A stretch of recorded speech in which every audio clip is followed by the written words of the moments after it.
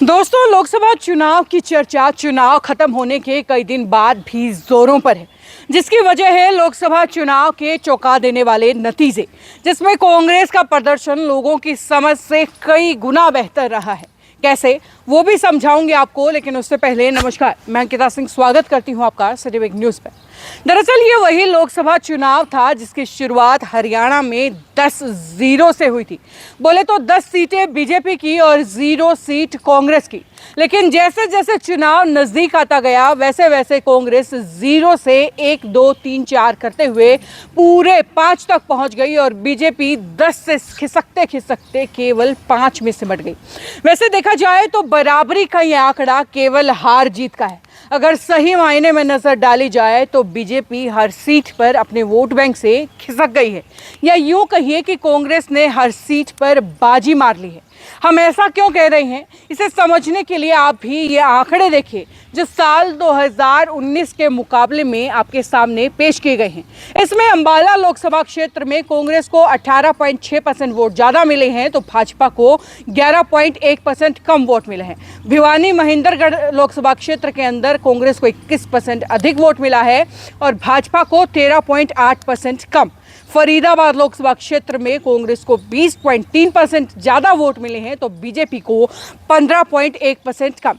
गुरुग्राम के अंदर कांग्रेस को 11.6% वोट एक्स्ट्रा मिले हैं, तो बीजेपी को 10.4% कम।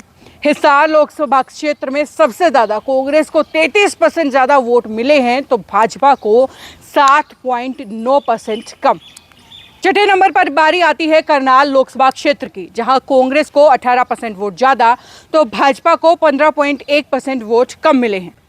इसके बाद बारी आती है कुरुक्षेत्र लोकसभा क्षेत्र की, जहां कांग्रेसी गठबंधन को 17.9% वोट ज़्यादा मिले हैं, जबकि भाजपा के 11% वोट कम हो चुके हैं। रोहतक लोकसभा क्षेत्र में कांग्रेस के 16.4% वोट बढ़े हैं, तो भाजपा के 11.9% वोट कम हुए हैं। 9वें नंबर पर बारी आती है सिरसा लोकसभा क्षेत्र की, जहां कांग्रेस के 24.7% वोट बढ़े हैं, तो बीजेपी के 17.8% वोट कम हुए हैं। 10वें और आखिरी नंबर पर बारी आती है सोनीपत लोकसभा क्षेत्र की, जहां कांग्रेस के 11.4% वोट बढ़े हैं, तो भाजपा के 5.1% वोट कम हुए हैं। दरअसल गौर से इन आंकड़ों को समझा जाए तो ये आंकड़े इतना बताने के लिए काफ़ी हैं कि आगामी विधानसभा चुनाव में सत्ता का परचम कांग्रेस लहरा सकती है। लेकिन कांग्रेस की ये राह आसान नहीं होगी, जिसके कई मुख्य कारण हैं। पहला, कांग्रेस की आपसी फूट, दूसरा अधूरा संगठन और तीसरा हुड्डा से खार के चलते कई बड़े चेहरों का भाजपा को समर्थन। बता दें कि हरियाणा में कांग्रेस की गुटबाजी किसी से छिपी नहीं है और अंदर खाते हालात तो इतने खराब हैं कि कांग्रेसी नेता भरे मंचों पर खुद कांग्रेस हाईकमान के सामने तलक तेवर दिखाने से भी पीछे नहीं हटते। और इनके आपसी फूट का ही नतीजा है कि पिछले कई सालों से हरियाणा में कांग्रेस के संगठन का विस्तार नहीं हो पाया है, जो कांग्रेस के लिए नासूर साबित हो सकता है, क्योंकि ये लोकसभा में शिकस्त खाने के बाद भाजपा पूरी तरह से चुनाव के मोड में है और किसी तरह का रिस्क नहीं लेना चाहती, जिसके चलते बीजेपी की तरफ से हरियाणा में चुनाव प्रभारी तक नियुक्त कर दिया गया है, तो वहीं कांग्रेस अभी तक ठंडे बस्ते में चल रही है।